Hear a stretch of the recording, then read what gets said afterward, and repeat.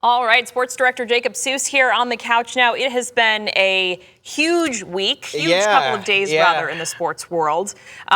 We've been talking about it all day, and you can read much more on our website about the news of Sherrone Moore. Obviously, the big news yesterday was him being fired from Michigan. And the details are sparse as far as what we've learned about what's transpired after that. Right. What we have confirmed is that he is being detained in Washtenaw County. There's a lot of information swirling online about what has transpired after that. We want to stick to the facts and what we absolutely know. And we know that he is in jail. He has been detained. We do not know on what charges. We do not know yet when he is going to be potentially arraigned or what exactly led to this.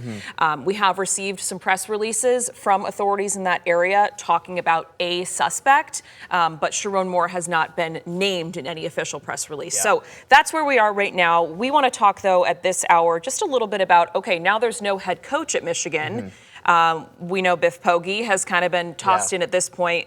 You know, this is concerning for that team. Where do we go from here? Absolutely, and I'll piggyback off what you said. I mean, college football is the wild, wild west. You have the message boards. You have a lot of wannabe reporters out there. And I'll say this. I mean, and this goes for most stories in today's world with AI and all of that.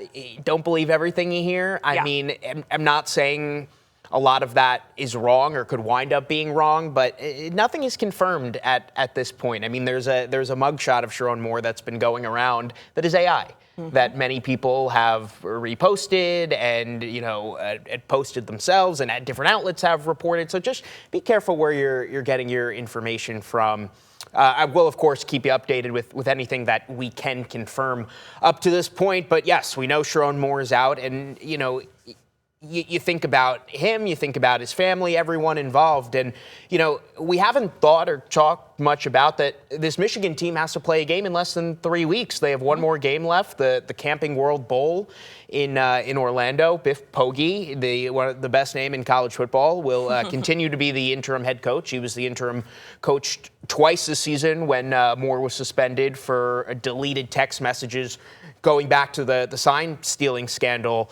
But this team it's such an interesting time in college football because January 2nd, the transfer portal opens. So you're probably going to see a dozen Michigan players enter the transfer portal just because they don't know who's going to be the next head coach. Maybe we know at that point, but most likely not. You have high schoolers who just signed their national letters of intent a week ago to go to Michigan. They committed to Sherrone Moore. Now they get a grace period where they can be released from their national letter of intent. And Michigan, one of the most prestigious football programs in the country, of course, has a handful of 5 stars, 4 stars that are going to potentially be released and can reopen their recruitment. So just a lot of moving pieces. And then, of course, when you begin a coaching search, just so many names get floated out there. I mean, we're talking about, Kellen DeBoer from Alabama, Jed Fish from Washington, Jesse Minter, the former defensive coordinator, now